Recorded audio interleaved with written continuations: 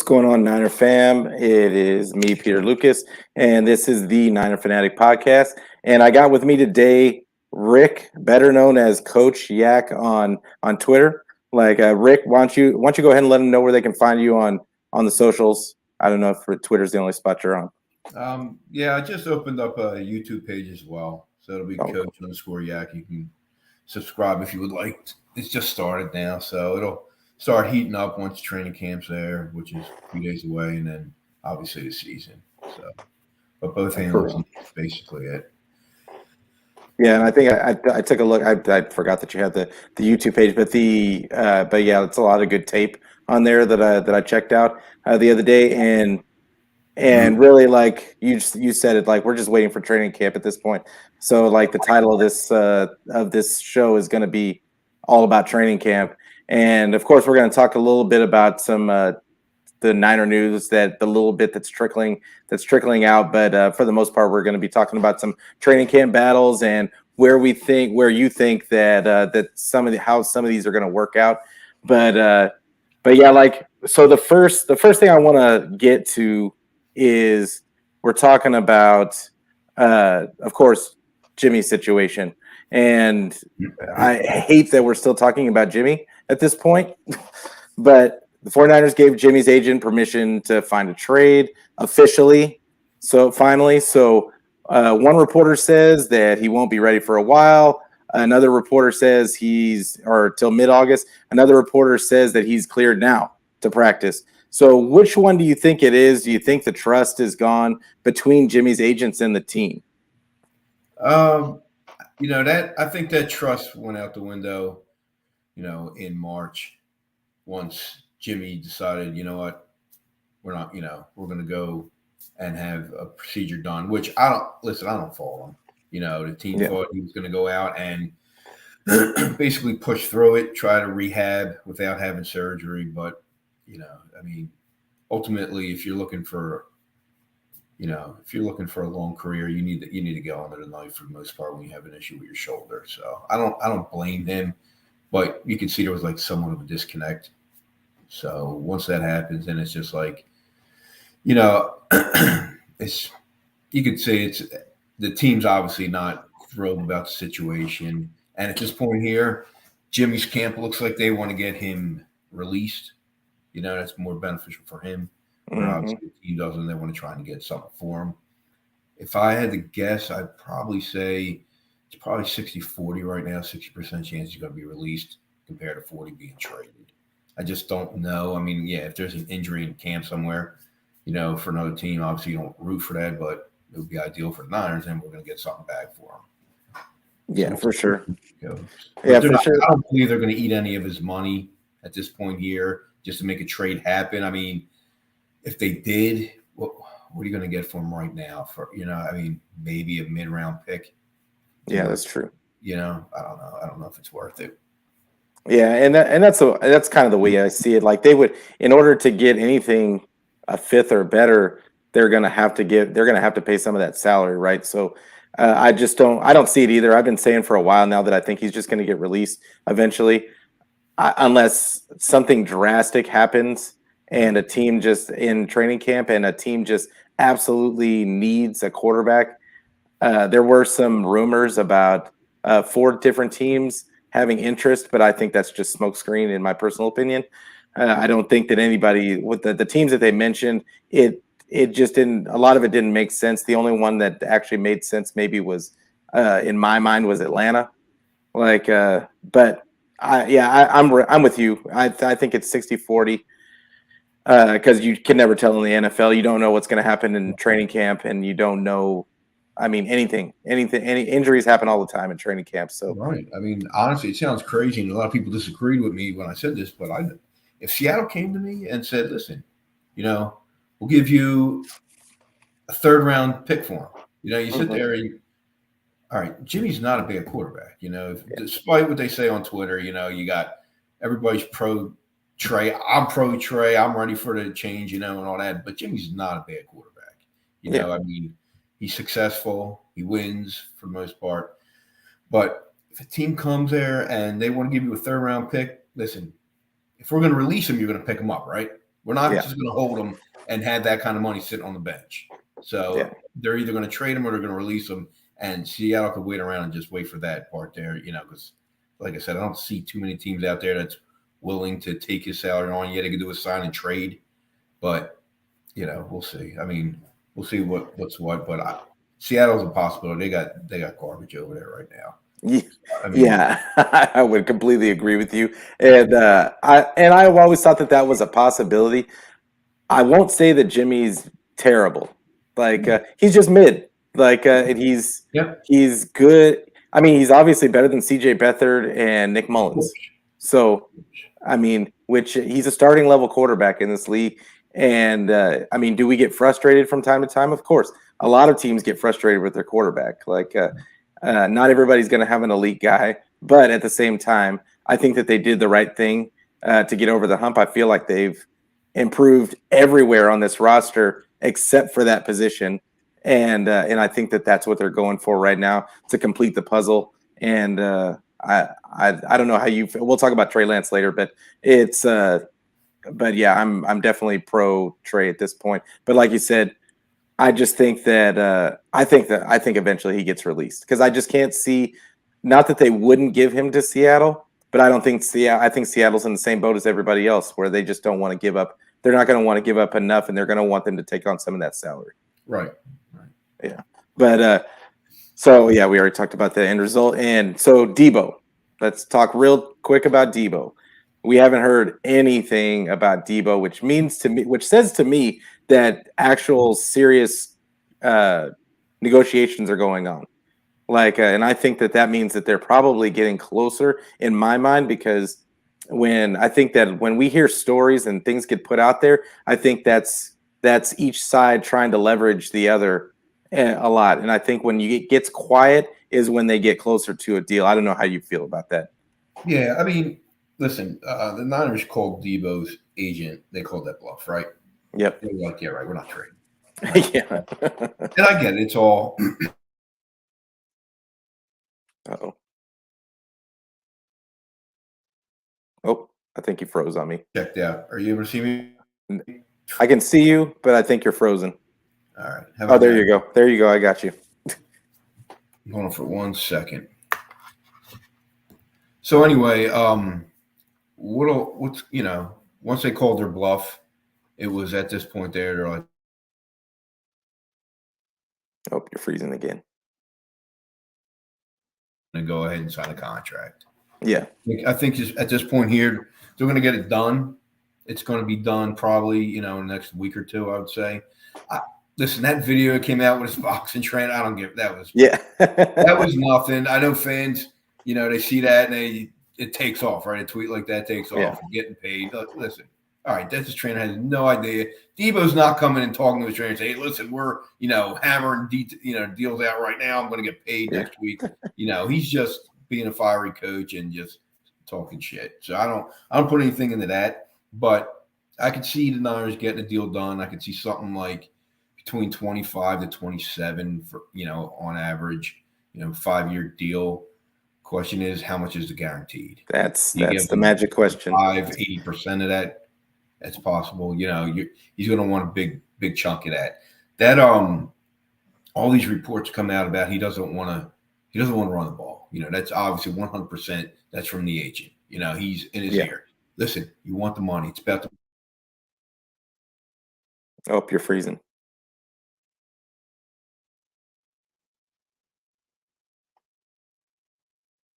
Oh, give him a minute to come back, y'all. It's freezing up again. Can you see me? Yeah. No, I can see you now. All right. So basically, that's where it is. They're going to get him his money. He's going to get a 5-year deal. The only reason why Debo lined up in the backfield as much last year is because they were riddled with injuries in the backfield. For sure. So we're pretty deep this year, as you can see. In the backfield this year. I mean, obviously everybody's healthy, but everywhere, to be honest. We'll see. Davis Price is probably going to be a nice riff. I think that's going to wind up coming out. You're going to have Sermon. He's back. I think they're going to be right behind Mitchell. So you're going to have three guys right there. in the Hmm. backfield there. So Debo really, he's going to get his jet sweeps. He's going to catch bubble screens and all that. He will be still around the line of scrimmage at times, but you're not going to see him pound between the tackles very often. They're not going to do that. So Yeah, and I think that's just what you just said. I think that's the big difference in what and how they're going to be scheming up next year. Last season, I mean, they couldn't get anything going without him running the ball. And I think that's going to be a huge difference this season. They're loaded up with running backs. They're loaded up with wide receivers, and they've got a guy, Ray McLeod, that can I think they can do some similar things. Obviously not the same style as Debo, but but he can do some he was a running back in high school. So right, that whenever you hear that, Kyle loves his dual threats, and I think that they're going to use him in a lot of different ways. And they talked about him in multiple press conferences, when nobody was talking about Ray McLeod, but they made a point to reference him. So I'm really looking forward to see what it's going to look like. But like you, I just think it's going to be a lot of what we saw out of him in his rookie season, right. like some occasional jet sweeps, and but they're going to keep him kind of the close to the. He's going to go back to the being the slant god, Mhm. but they've got Ayuk and they've got other guys that can open the field up on that intermediate long range, so they won't really need him to do all that.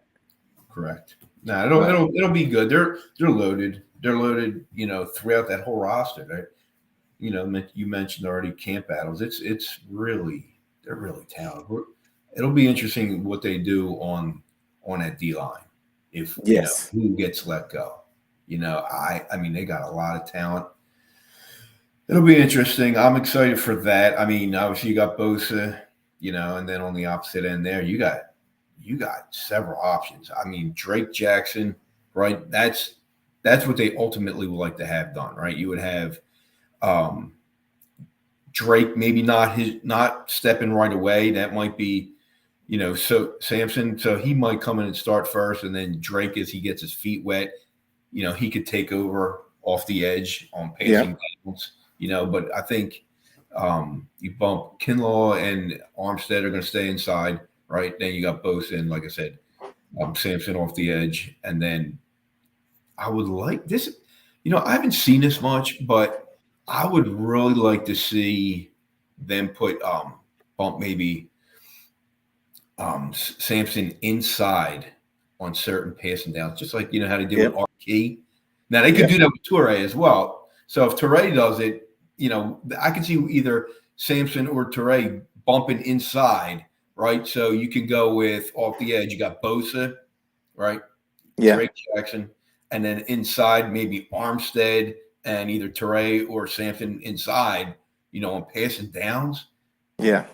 That's gonna cause a lot of havoc. You And another name is Amenahu. I think that Amenahu is going to get. I think Amenahu is going to be the beneficiary of those Arden Key snaps because I feel know, like they have similar body types. But you do. like you said, the rate I look at the way that the New York Giants did against Brady way back in the day, and they almost put four defensive ends out there on passing downs, Right. and that's really what I'm. They have just so much depth on this defensive line. I think they've got 18 guys now at this point. Yeah. It's So crazy. It yeah, really it's is nuts. crazy. And we don't even talk about Jordan Willis. Yeah, I mean, the listen, savior of Green Bay. right. He's a savvy vet. He's a very smart guy. You know what I'm saying? So, and does he get cut? I mean, that it's a possibility with all that depth. I don't, I mean, I tweeted probably 2 months ago. I think he has his best year on his line. 7, 8 sacks this year if he's used right. He's got a lot. Yeah, He's got, for his size, he's very quick off the edge on the wide nine. He's able to, track down the quarterback from all the way out there. He's another possibility, but is it a possibility that he gets cut? I don't know. I mean, uh, somebody might not make it, and well, there's going to be some people that don't make it. right. So it'll be interesting, but ultimately, you would like your base downs to be you got Bosa, right? And like I said, it's probably going to be Sampson on to start on the end, and then inside it'll probably be Armstead, obviously, and Kinlaw's X factor. Kinlaw can really make us not totally forget about DJ Jones, but he can make that loss feel not as devastating. Right now, you're sitting there, Jesus Christ. I mean, DJ Jones is phenomenal inside. Yes. Quick, quack. He's cat like quick. You know, for his size, that's a freak of nature, right? Yeah. So he finally put a full season together this past season, you know, for us, and it was phenomenal. So now does Kinlaw come in there? He's going to have a fire lit under his ass, especially with Grant running his mouth, you know. So he's going to have shit to prove. So I think he could be him and Armstead inside could really cause a lot of damage, especially in the run game. Yeah, You know? I think that if Kinlaw is healthy, Kinlaw is healthy, him and Eric Armstead in the middle is just a recipe. That's really what's going to free up all the guys that we just talked about on the edge, and then The it's going to blitz. make all those stunts Yeah. and everything Yep. go. Like and like you said, the blitz. I mean, it's going to give Warner and a couple of those other guys like free reign to just go straight to the quarterback because those guys are going to take up bodies. They're probably going to hit that 2019 sack total. They're going to beat that. I mean, last year they tied it, right? They got 48. Right. So they had what? They obviously had the one more game, but you know, 2019 was phenomenal. But at the same time, you lost D Ford, right? They were really hurting. They were running on fumes to the last quarter of the season. Thank God for winning in Seattle to get us that bye week. Then we had everybody had fresh legs going to playoffs. So I mean, we got a deeper rotation than we did in 2019. We need Kinlaw, obviously he's going to be key. We got to get his ass on the field. Yeah, and it's so last year they had 48 sacks. They came out slow to begin the season. Like they didn't really, their pass rush wasn't, I mean, it wasn't bad by any stretch, but it wasn't on the same level as it was towards the second half of the season. Second half of the season, and in the playoffs, their defensive line was just taking over games, and I'm thinking that with all the guys that they brought in last season, this will be their second year in this system, and they'll be able to, like Ebicom. I look at Ebicom and I look at a guy like and Javon Kinlaw and a couple of the other guys. Kerry Hyder's back. I think those are guys that can hit the ground running because they already know what they want, what the coaches want to see. So I just think it's going to be. I think it's going to be a race to the quarterback at the beginning, starting right at the beginning of the season, game one, especially considering we're going against the Bears. Right, and Hyder's, that's another one. That's going to be a question. So, he had a big year for us, right? He's a high motor guy. It's not that he's super talented, super quick off the edge. It's not that. He's high motor. I mean, geez, in that New Orleans game, he made a tackle, I think, like 40 yards down the field on the sideline. I mean, he's got that high-end motor. But again, I mean, there's so many mouths to feed. I don't know who's going to, somebody's not going to make that roster, and another team's going to scoop him right up. So we'll see. Because interesting. I'm looking at because I mean, they got Kalia Davis who's medical, so that'll keep him on the team. Right. And then a guy I think that they're going to end up having to, unless he just has an outstanding preseason. Kevin Atkins is a guy. He was an undrafted free agent.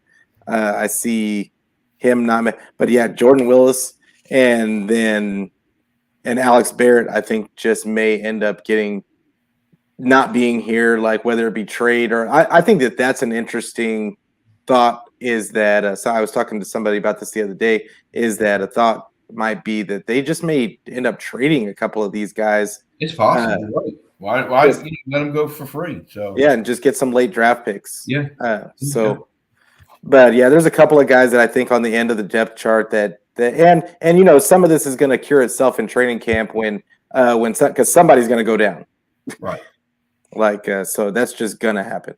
But then, so we talked about the D-line. How about those corners? Now, the corners and the D-backs in general are very interesting. It's another one where they're really deep at. I don't think they're as talented as they are on the D-line, but they just have a lot of bodies. You know what? I love the secondary. I really do. Now, look, we lost the Shark, right? Yeah, Now, the Shark, I mean, I tweeted about that guy constantly, right? I was a big yeah, fan of him. His coverage, his ability to tackle, yeah. to come down and make that tackle, For as small as he can was, we too. replace that? That's what we got to replace. All right. Yeah, I'm not so concerned about his man coverage. That can be replaced. I mean, Dante Johnson can slide inside. He really could. All right. I yeah, mean, you see how the rookie Womack is, and I mean, my issue is just the tackling ability from that position right there. yeah. I mean, so if we can get, basically, I mean, I'm not looking at it a 3% on a year on missed tackle percentage. If I mean that's what Kwan is, right? He's that clean. He comes in Yeah. there and just if we can get something similar, 5%, 6% missed tackle percentage out of that position there, whether it's Womack. I mean, people sit there and say, "Well, Jason Verrett, he's back. He's back." No, he's not playing the slot. Listen, he's probably going to start the season on the pop. All right, I'm going Yeah, to just throw it out there. It's again, I'm blindfolded on out, I'm throwing a dart. I'm going to say you're going to put him on a pop. All right, listen, if we get him back healthy at any point in the season, it's he's a lottery ticket because we know what he brings when he's healthy, right? yeah. But you got Ward on the outside, you got Mosley. I mean, I'm high on both of them, really high on Ward, but they're both CB1 talent. All right. So Hmm. we got the outside taken care of. And like I said, I mean, inside, if it's Womack, Dante Johnson, I mean, I'm pulling for the kid. I mean, don't get me wrong, Dante Johnson, I mean, he was really good at the end of the season. Made a lot of people eat shit. He really did. I mean, Yeah. they constantly bash that dude every year, every year. The barnacle. What's Like that? that's what I call him, the barnacle. Like Yeah, because he always makes the team yeah, somehow. yeah. I mean, but another one is Denard. Yeah, He, Denard. he could possibly play the slot and They go. got him slated in as the number one right now, What's that? like Yeah, at I that know position. that, but that's But I mean, that's yeah. yeah, You got Castro Fields too. Let's see what he can do. yeah. But again, it's going to come down to tackling ability. If who's got the best ability to make that tackle at the line of scrimmage. For I sure. mean, you can get not anybody, but you can get these guys coming out today are very athletic. They can cover inside on the slot. They can do that pretty well. And then if you have a little bit of issues, we got the linebackers, and we also have Jimmy Ward out there. So I mean, we Yeah. have cover guys all So going on three levels. So so do you think because this is what I've been hearing a lot of. Like I've been hearing a lot of, and this was my first thought process when we got Javarius Ward is that because we needed that somebody to replace Shark. I'm thinking, do you think that they maybe move Mosley into the slot spot and then and then have Ambry Thomas start opposite or Jason Verrett, whoever you feel is doing the best out of camp. all right. So well, first of all, if Vera is healthy, whether it's coming off the pup or let's just say he's 100% healthy, through Yeah, at camp and he's good to go and he's looking up. If he's fully healthy, he's a quarter CB1. He is, if he's the 2020, he's the best corner on our team. yeah, All easy. right, so he's outside. All right, and then Mosley would go inside off of that. Yeah, Now, but like I said, I'm going to put that off as him going to pup. So let's not just bank on that now. So now, if we're looking at Ambry Thomas to the outside and Mosley inside, yes, that's a possibility. I mean, Mosley can play it; he's played it. he can tackle too. But yeah, I mean, he's played it. He can do inside outside. I mean, Ambry, if you remember from when he first started, he was getting burnt, right? But he was always Yeah, in position. He's always in position. but he was getting better. He was getting better at every game. They were making incredible catches on his ass, but his hands were up. He's punching through the ball, but obviously he just didn't finish it, right? Yeah. And I mean, he had a couple of that Tennessee game. I thought he did very well, right? It was on A.J. Brown, made a couple nice plays on him, in the end zone. One was deep, one was actually down by the goal line. I mean, he's got talent, that kid, and I'm not writing him off. I'm not. Actually, I'm going to tweet about him soon, but I don't know. I mean,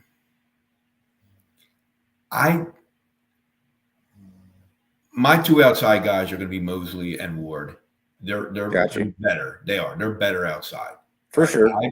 I feel that we can get that inside, and like I said, whether it's going to be Denard, whether it's going to be Catcher Fields, Womack, we'll see how they are in camp.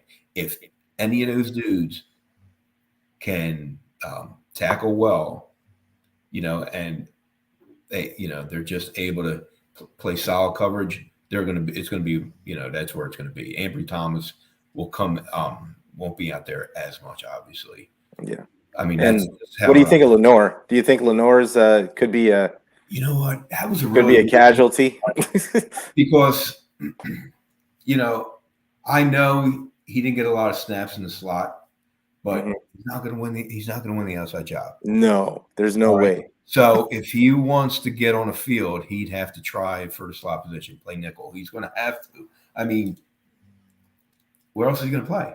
Yeah, exactly. Like that's the only place he can play is the slot in Right. my mind, and I don't even know that he's fast enough to play the slot. Like it's kind of I think that he tries to be physical, but like I think that he goes as his emotions go. Like so if he misses a couple of plays, he kind of checks out. Like and that's what it looks like to me.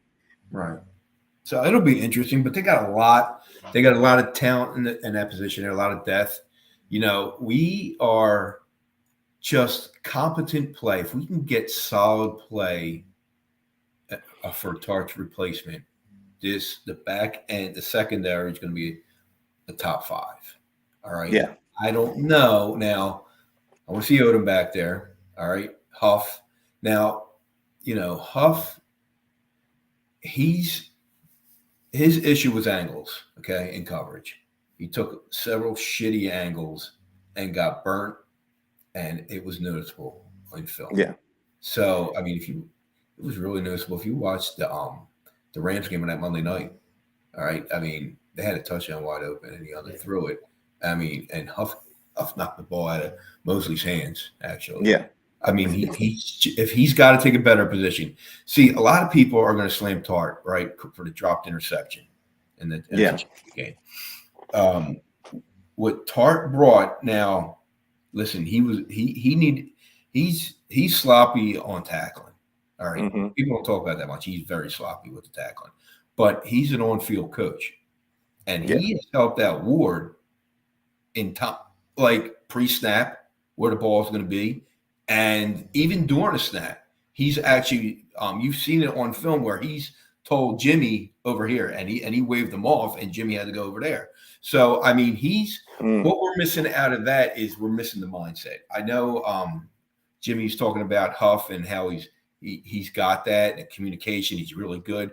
If Huff brings that, all right, on field and cleans up his angles. I know we know he don't have the blade and speed, but if he cleans up the proper angles, then he's gonna it'll be his position. Yeah. If he can't, then it's gonna go to Odom. All right. I mean more is a possibility, but I think it's going to be more between Huff and Odom. Yeah, we know Moore takes bad angles. Like I don't think he's had a chance to get to even clean it up. He's good in the box. He's really good in the box, right? He's probably yeah. I mean, but at the same time, we need more than just good in the box. We need a brain on the field like Tart was, and coverage. We don't, so it'll be interesting. But yeah, I'm thinking it's going to be Huff with Odom right on his ass. So if Huff doesn't show better angles, then they're going to give a shot to Odom. So and I see. This is the thing that people need to understand about Tart. Yeah, Tart's not going to give you picks. That's not going to happen. But this is the thing. How many times was he targeted against? Right.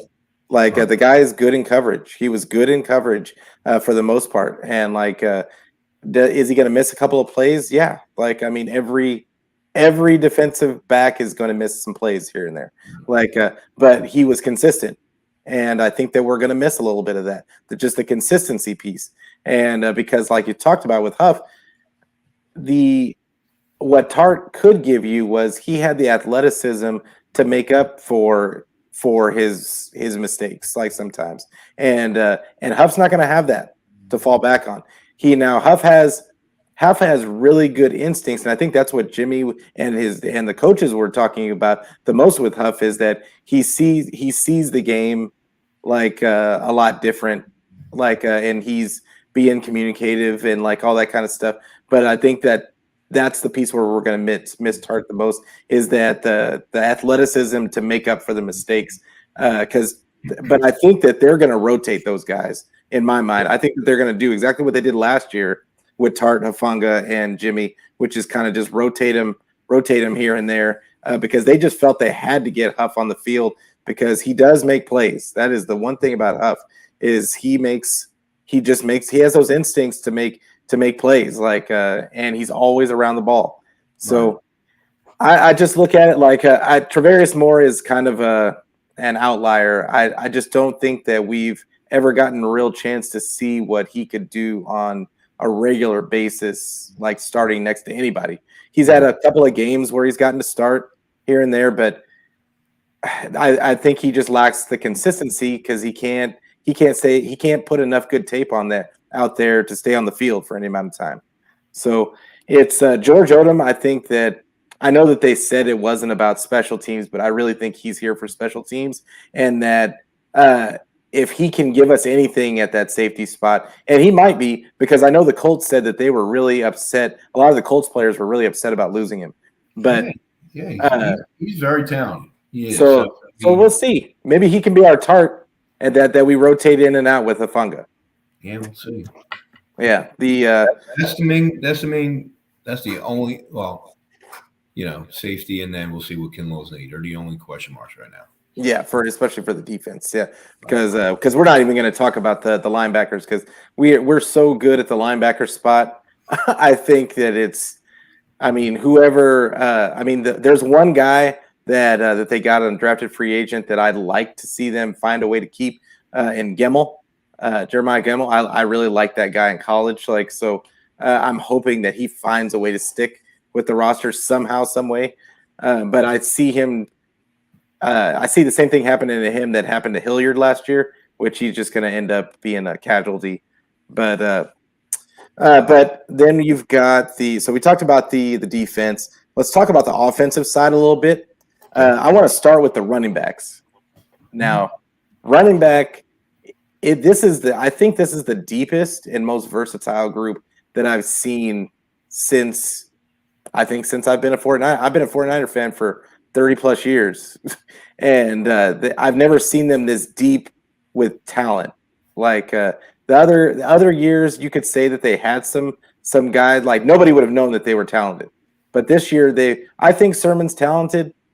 I think that he just isn't Kyle's necessary style, but I think TDP is going to be a monster for us, and I think that I think that Elijah Mitchell is going to get a chance to take some of the wear and tear off of him, with TDP being able to take a lot of those second half snaps, and don't sleep on Jordan Mason. I think that guy is another guy in the mix. I think Hasty, in my mind, Hasty's the one that's going to be cut. But how do you feel about the running back room? No, I mean you're a lot bigger on the running back room than I am. I think his talent, but I mean like Elijah Mitchell, his vision was questioned, especially early on in the season. True. And if you watch his film, you or I could run through those holes. I mean, yeah, that's true. Those holes were gaping. All right. So, I mean, if he's still getting somewhat similar touches, he's going to hit 1,000 yards. He is. In our run game, he'll definitely will.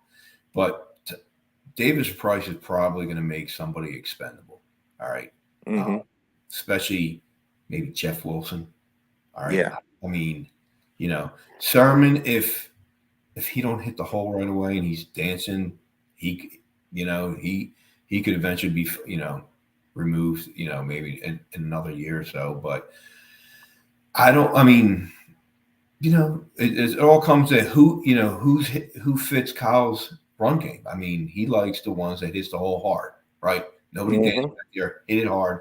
Hasty's got his fumble issues, right? He shows signs of, making plays, but at the end of the day, it's going to be Elijah Mitchell, Davis Price will be the 1-2. Sermon, he's got a lot to prove. So they should be the top 3 on there. I don't know, I don't think he's going to bring too many in during the game. It's going to probably be a two bag race in there. Yeah, And it'll I probably be agree. Mitchell. It's going to be Davis Price. They're probably going to be the top 2. All right. And at that point there, then, fast forward to the offseason, we'll see what they do with Sermon after that. If they, if like I said, if he can't correct, hitting the hole right away, then he could be a guy out, down the road.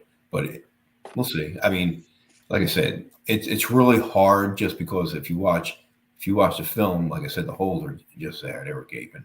There was a question. Yeah. I didn't see that. Who was it? Or what was it? That question? Oh, he was asking about the running back room, like about he was like who makes the roster Well, it's going to for be the Davis Price, right? It's going to be Sermon, Mitchell, right? I mean, yeah. you're going to get one more off of that. So, I mean, I'm with you on that. I think Hasty gets cut, Mm-hmm. right? Does Jeff for Wilson sure. make it? Yeah, I don't know. Like, I think that honestly, like, we talked about trades earlier. I think Trey Sermon might be on that list, like, to maybe get traded because I think that they're always going to like Jeff Wilson because of his experience level and that they can just stick him in anytime they need him. Yeah, Like, I mean, downhill runner. He plays pissed off. He's just got to stay on the goddamn field. yeah. I mean, But he's a good backup to have. oh yeah, Like, and he's cheap.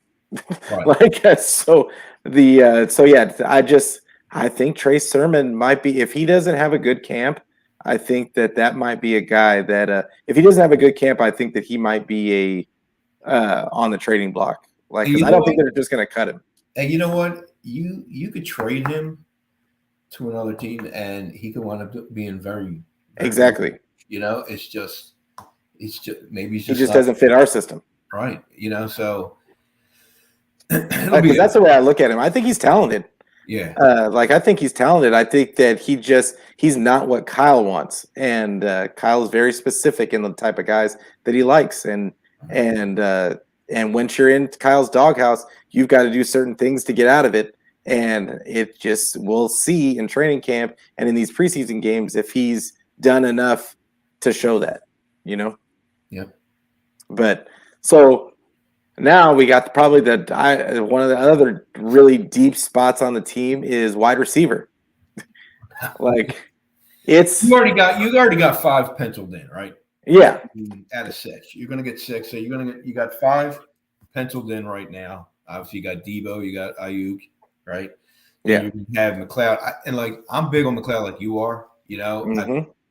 He's going to be a problem. But get the ball to him in open space, and he's going to do Mm-hmm. that. So, I mean, Jawan Jennings is obviously a dog, right? So, Yeah, that guy. I love that guy. He's dude, I know. He's a wide receiver 3 here, but he's not a wide receiver 3. He's a 2. He's a layup for a 2. He's a stud. That dude is, yes. He doesn't have blazing speed. Fucking do what, 7th round? Yeah. He was 7th rounder, and then he got cut. Yes, I think he got cut at one point, and he had to come back, like, because he got hurt. Yeah, so they're your top 3, right? Then you get McLeod, like I said. So there's your 4 right there. I mean, looking through the roster here, I don't know if it's going to be like Marcus Johnson. Yeah. I don't know. I mean, God. With Marcus Johnson, what he brought over at with Tennessee, right? Special teams. Yeah. Special teams. They might keep him on a roster just because he was a stud on special teams.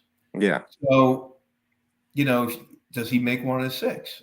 I mean, you saw how shitty we were in special teams last year. So, I don't know. Like Croc was talking about Keyshawn Johnson. He seems to think that he's going to be the guy. He's really pulling for Keyshawn Johnson. Well, all right, but tell me what Keyshawn Johnson brings to the team. I mean, In my mind, I think he gives you like just some vet running, route running, but I just don't think that he moves the needle for me at all. No. I'm looking at like you. I was looking at Marcus Johnson. That was my guy. But Malik Turner, they said looked really good in OTAs. So and the Cowboy fans were upset that they lost Malik Turner. So he might be another guy that they have to take a look at. But Does he but bring anything to special teams though? That's what you got. no, That's what you have to see. that's an interesting point. Usually, when you're looking for your sixth receiver, listen. Let's be honest. If you're a sixth receiver, you're not going to look on the offense, right? Yeah, You're going to be God unless we're getting decimated out there at the position. It's what else can you do for the team? So that's what it's going to come down to.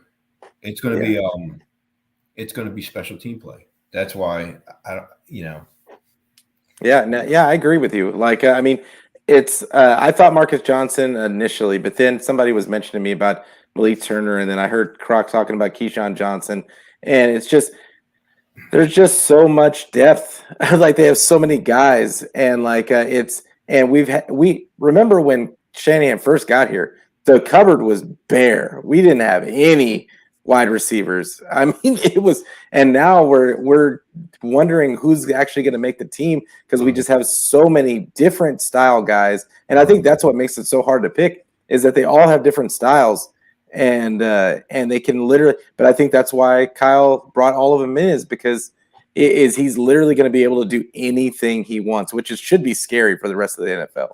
right. No, yeah. I mean, listen. At the end of the day, for offense, it's going to come down to the line. It's going to come down to the interior offensive line, right? Yeah, So for sure. you know, So why don't we just talk about the offensive line and because they're deep too. Like now we just don't know who's going to start where. no, I mean, right now, it's obviously it's going to be handed to Jake Brendel. It's going to be his job to lose. That's it. Yeah. All right. And you know what? I mean, and I said this probably about a month ago. I don't think he's our best center. I think Daniel Brunskill is our best center right now. Really? I don't want Brunskill at center. I'm not Okay. saying it, right? I'm not saying it. No, I don't. Yeah. Keep him at right guard. Yeah. All right. But right now, I mean, you're going to go with Jake Brendel. He's got, what's he got, like 100? I think he was like 166 snaps in the NFL. Yeah. I mean, listen. What they were saying though was that he had the same athletic measurables or he had actually better athletic measurables than Mac did. No, right. And guess what, though? Listen, I get it. I don't give a shit about measurables. Give me Mac again this year, right? You know what I'm saying? Yeah. I don't care about measurables, but like in that regard. But all right, so let's look at the interior line. I mean, McGlinchey should be back, right? He's 100%. We're hoping, right? So we're good on the tackles, right? Mm-hmm. So now it comes down to Brendel. Okay, let's just say he's out there. I think eventually Donovan West gives him a run for his money. All right? That's my guy. All right, That's my guy. I think he is the long-term solution at the position. Yeah. Don't count out Poe. I think that dude. He's just so short. He's just so short. He's just so short. He is. I know. But at the same time, don't count him out. Yeah. But, I mean, down the road, Donovan West could be the guy. All right. Brendel gets it right now. Hopefully, everything works out at center. At that point there, I mean, listen, and I know I was like probably about a month ago, J.C. Treader was out there. He's still out there. He's got knee issues. I know he's got knee issues. He's missed one start in the last 5 years. Yeah. All right. So I get it, but don't think he's not paying attention to the situation over here. Yeah. All right. Don't, as a free agent, what camp battles are at each position for each team. And all right, and I wouldn't be surprised if Lynch reached out to see what he's looking for, just to see, because listen, that money's coming off the books for Garoppolo, right? For sure. He's going to go. You could use a portion of that to sign a free agent if Brendel's not working out and you don't want to bump Brunskill over to center, which I don't want. I want him at right guard. But that'll be interesting. I mean, I don't know. I don't know if Donovan West would be able to step in day one. Yeah, because Kyle doesn't like to put rookies, No. especially at the center spot. Like Yes. that's like Kyle's favorite spot on the line. Right. Like He has to so. learn. But I mean, even Brendel's basically like a friggin' rookie. You know what I'm saying? I Yeah, mean, no, I got you. Like, experience wise, you but don't at have. least he's had a year in the system, and I think Yeah. that's what they're looking at. Right. But like you, I look at it as there's a couple of guys still out on the market Right. that if they see Brindle struggling in camp, that they could just bring in Right. and like just break the glass in case of emergency. Right. And I so mean, yeah, it'll be interesting. Aaron Banks, I mean, they obviously like what they have in him. I think he's going to be a dog too. I think he's going to be a road grader. man, I hope so. Yeah, I do. I mean, but if you think about it, right, when you first listen to the line, right, you got your right tackle's coming back from a devastating injury, nearly pulled the whole damn muscle off the bone, right? So now he's coming back, right now, and then you lose your center and your left guard, Yeah, right, Tomlinson, and now you're replacing them with basically a rookie, all right, in Banks, right, yeah. and then basically another rookie at center who's got 160 something snaps in his career in the NFL, right? And then you got Bronsko over right guard. So, And but don't knock off Colton McKivitz is still out there. I and think. I'm not. You know what? I'm not knocking. And Jalen Moore's another one. Yeah, Jalen Moore could slide in the right guard. He really yeah, could. And they could push a Bronsko to center. So it's I'm not knocking it. They listen. Just the way they drafted and the way who they have currently right now, yeah, they're okay right yeah. now. Because think about it, Kyle's not stupid. He's not going to Hmm. sit there and say, you know what, I'm okay with having two question marks at left guard and center. He's not stupid. So he saw what he saw last year in both those guys. He knows their ability. So Yep. he's obviously got to be comfortable right now, Yeah. and he does have backup plan. God And he forbid. also got through last season with Tom Compton at right tackle. Yeah. Like he got through last season having Jalen Moore play a game. He got through last season even having Colton McKivitz play left tackle in a pivotal game. Like it. So I just look at it as Kyle knows what he's doing, like you said. Like in we shouldn't really be worried unless in camp all of a sudden they go shopping, like because it doesn't look good. Right. No, it'll be interesting. I mean, there's going to be several battles in key different key areas, line, safety, wide receiver, running back. Again, we'll see. We'll see how that shapes out. I think we have a good idea where Yeah, that. me too. Like, Mm. but there's always going to I be want some kind of surprise. I want Like, to see what they do with Dre and Aziz. All right, yeah, that I thought that's he was going to be traded. I thought Greenlaw was going to get traded on draft day. That's what I thought was going to happen. I mean, I think they're very big on Greenlaw. Yeah, I mean, listen, I love Aziz. I mean, he you want to swarms talk to about the a dog? ball. What's that? You want to talk about a dog? He swarms to the ball just as good as Fred does. Yep. The only difference is with Aziz, he's sloppy at times on his tackling. Hmm. Watch him. Watch his Yeah, head at times. Drops the head and he whiffs. All right. So if he can clean up friggin' missed tackles, then dear Lord, him and Fred will yeah, be one just hell of a duo. All right. So if he can clean that up, and again, yeah. listen, he's young. He's young, right? Hmm. So just break down, gather the ball carrier instead of coming in like a friggin' rocket. All right, Yeah, and then you'll be fine. But I mean, Dre, he's really sound tackler. He's the fastest linebacker on the team sideline. The sideline. That's, hmm that's I mean, he brings his own talents to the field, and I mean he's got to stop with the suplex tackle. No, yeah. flags to go for that shit. But So, any potential players you'd like to see the 49ers trade for? Someone you think you get, or no, like someone like that. no, we're good. I Yeah, don't. I that's don't. the way I look at it too. No, we're good. We're good with what we have. I want to see the battles. again, center is a question mark. That's it right now. But no, I don't. I mean, unless we're going to trade Jimmy Garoppolo, if we can trade, that would be great. I'll take whatever. I'll take a mid round pick for him. But Yeah, like well, I would take anything. I mean, if they gave me a 7th rounder, for him, I would just take it and run. I mean, I would have loved to see how that situation played out. Had he been okay and he did not have to if he could have rehabbed that shoulder injury, I would have liked to see what they could have gotten from him.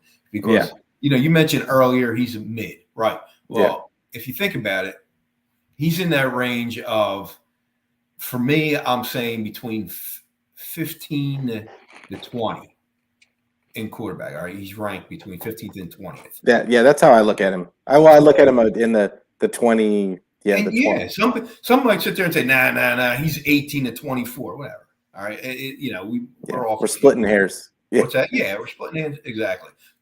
You can get something for a quarterback that's, mid, that can start for, a handful of teams right now if he was fully healthy. I mean, he's a leader. I mean, listen, I don't think too many quarterbacks would have played that role what he did last year. Yeah, no, you got to give him credit for that. You got to give him credit for that. Right there. You know what I'm saying? So that surgery really changed everything, the outlook for what we're going to get for him. I mean, like I said, it's 60-40. I really hope we don't get, if we release him, we don't get jack shit. That would suck. But I mean, we'll see. But I mean, even if they I understand what you're saying about not getting anything for him. But to me, that cap space that we could roll over into next season is just as valuable as getting a pick.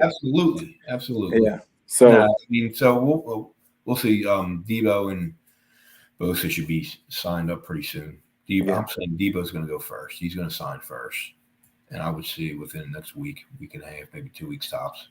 Yeah, for sure. And so last thing I want to talk about real quick, because we don't have much time left, so Trey Lance, because I mean, he's the future of our franchise. We haven't talked about him yet. What do you see as his stat line going into this season? I want to say, let's go 3,800 yards passing. All right, he's going to have 28 passing touchdowns. My biggest thing with him is completion percentage, though. Mm-hmm. Right? We're not going to get to that completion percentage of what we have with Trey right away. All right, so if he can keep it around 65%, 66%, that would be good. All right, legs, he's probably going to rush in 5-6 touchdowns. Maybe another 500 yards rushing.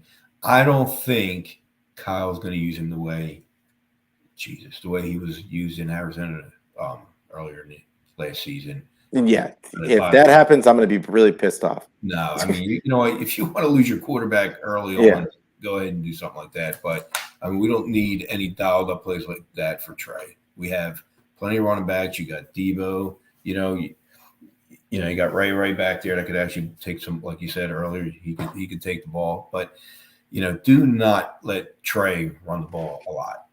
He'll make it when the plays break down. He'll make plays with his That's my point, is that the guy has a natural ability to feel the rush. I think we did see that last year, is that because he only got sacked.